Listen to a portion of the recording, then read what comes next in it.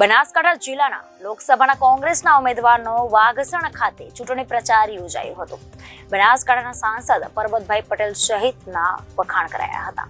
આ ચૂંટણી ભાજપ કોંગ્રેસ નહીં પણ એક વ્યક્તિના તાનાશાહીમાંથી મુક્તિ માટે ચૂંટણી છે તેવું ગેનીબેન ઠાકોરે જણાવ્યું।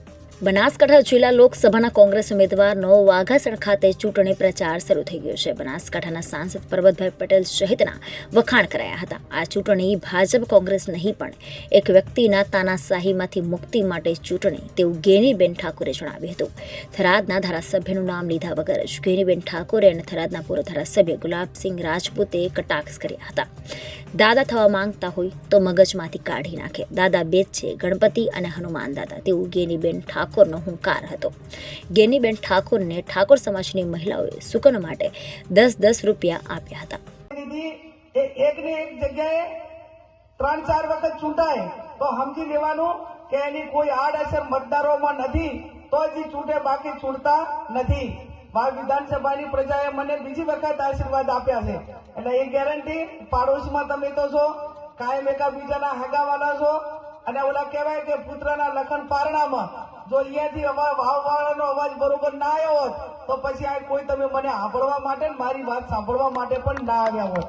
પણ તમને બધાને પણ ભરોસો છે, ત્યારે કોઈ ધારાસભ્ય કોઈ વિસ્તારની અંદર ચૂંટાઈ જાય તો એનું કામ એ લોકો વચ્ચે રહેવાનું, લોકોના પ્રશ્નો ઉકેલવાનું, અને વહીવટી તંત્ર નથી કરતું એ કામમાં રસ લઈ અને કે ભાઈ તલાટી તો તમારું આ કામ છે, ટીડીઓ તો આ છે, મામલતદારનું કામ આ છે, પ્રાંત અધિકારીનું આ કામ છે, પોલીસ તંત્રનું કામ આ છે। જ્યાં પ્રજાના પ્રતિનિધિઓ ક્યાંક ને ક્યાંક અન્યાય કરે અથવા ન કરે તો એના માટે કરીને વહીવટી આખી સિસ્ટમ પ્રજાના પૈસે ઉભે કરેલી છે। તલાટીને પગાર કોણ આપે છે? પ્રજાના પૈસે પગાર તલાટીને આપવાનો છે। પીએસઆઈ નો પગાર કોણ આપે છે? પ્રજાના પૈસાનો પગાર એ પીએસઆઈ ને આપવાનો છે। ઘણા પ્રતિનિધિઓ તો એવા ચૂંટાય કે જાણે પોતાનો એક વટ પાડવાને સ્ટેટસ ઉભું કરવા માટે કરીને આખું વહીવટી તંત્ર લઈને કાફલો, જેમ બોલે વરરાજાનો વરઘોડો નીકળ્યો હોય ને એમ ગામડે ગામડે તલાટીથી કરીને, ટીડીઓથી કરીને, મામલતદારથી કરીને, પોલીસ વાળાને બધાને એ દાઈને બધે ગામડામાં લઈને જાય। એટલે તાલુકા કક્ષાએ બધી ઓફિસો રેડી પડી હોય, બાપડા ગામડામાંથી બધા તલાટી પાસે કે ભાઈ ટીડીઓ પાસે, મામલતદાર પાસે આવ્યા હોય તો ભાઈ કે આ ક્યાં મળશે અમને મામલતદાર, કે ક્યાં મળશે ટીડીઓ? એ તો કે આયા હતા અધ્યક્ષ, એમના ભેગો કાફલો ગામડામાં ગયો છે। એટલે બાપડા આખો દાડો થરાદ બેહી અને લાગીને 5 વાગે પાછા થાય। આ વહીવટી તંત્ર આવું ના હોય। વહીવટી તંત્રની ઓફિસે બેસીને કામ કરવું પડે, અને તો જ એને નાના મોટા ગામડામાંથી લોકો આવેલા હોય એને ન્યાય મળે। ત્યારે મારે આપ સૌને વિશેષ નથી કહેવું, તમામ પરિસ્થિતિથી આપ વાકેફ છો। હું તમને એટલી ચોક્કસથી ખાતરી આપું છું કે તમારા બધાના આશીર્વાદ થકી લોકસભામાં જવાનું થાય તો મેં અગાઉ કીધું એ પ્રમાણે તમામ પ્રાણ પ્રશ્નો એ મારા એક વહીવટી અનુભવના આધારે જે કંઈ કરવાનું હશે એ પૂરું દિલથી કરવા માટેની આપ સૌને હું ખાતરી આપું છું। અને બીજું એટલું ચોક્કસ કહીશ કે મારી લડાયક સ્વભાવ એ કાયમી વહીવટી તંત્ર સામે રહ્યો છે।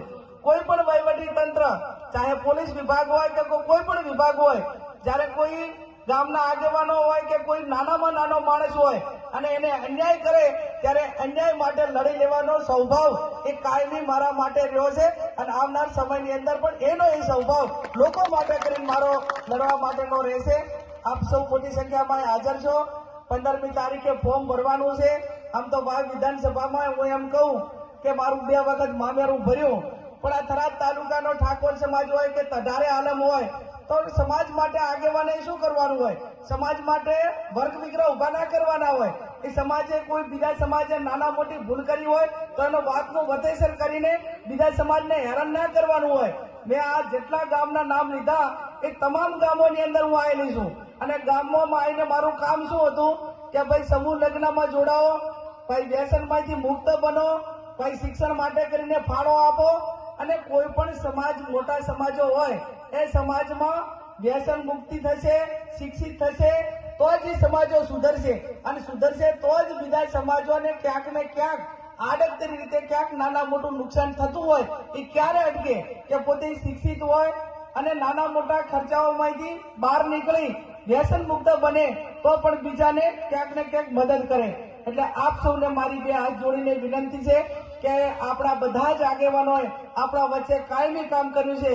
મેં તો જાહેરમાં કીધું હતું કે ભાઈ પરબતભાઈને ટિકિટ આપતા હોય તો અમે કોઈ ઉમેદવાર નથી, અમારે લડવું નથી. અમે બધાએ જે કઈ જાય હશે એ ખીચડીમાં ઢોળાશે, જેટલું થાય એટલું પરબતભાઈના બધા કામ કરશે, પણ કોઈને નડશે તો નહીં. આટલી ગેરંટી તો પાકી હતી. અને એ આપણો સ્વભાવ કાયમી આ બાજુના બધા જ આગેવાનોનો, ભાજપ હોય કોંગ્રેસ હોય, ચૂંટણા પછી એ હર હંમેશા પોતપોતાનું કામ કરે, એકાબીજાને નડવા માટેનું ક્યારેય કામ કરતા નથી. અને આ તો એક જ ઠેકાણે જે રાણો કે ઉદયપુર એવું કાંક છે ને, શું કે બાબુ હે એવી કાંક કહેવાય છે ને, કોને રાણો કે ઉદયપુર.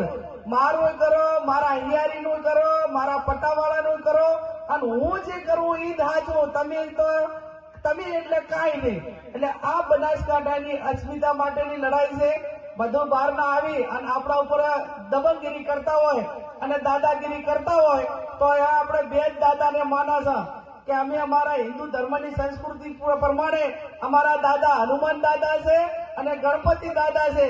ત્રીજો કોઈ દાદા થવા માંગતો હોય તો એ દાદાઓને કહેજો કે તમારા મગજમાંથી રહી કાઢી નાખજો. આ ભાવ ખરાબ અને બનાસકાંઠા જિલ્લો છે કે જેને અસ્મિતા માટે કાયમી લડ્યો છે અને આવનાર સમયની પણ આ લોકશાહી ટકાવી રાખવા માટે પૂરી તાકાતથી, પૂરી મજબૂતાઈથી લડવાનો છે. ત્યારે આ 15મી તારીખે મોટી સંખ્યામાં ફોર્મ ભરવા માટે આવજો અને 7મી તારીખે જ્યારે મતદાન છે ત્યારે કોંગ્રેસના પંજાને વોટ આપી, તમારી બેનને વોટ આપી, તમારી દીકરીને વોટ આપી વિજય બનાવજો. તમારું વોટ એળે નહીં જવા દઉં એ ખાતરી સાથે આપ સૌનો ખૂબ ખૂબ હૃદયપૂર્વક આભાર. Reporter Thanaji Rajput, Janadesh news, Banaskantha.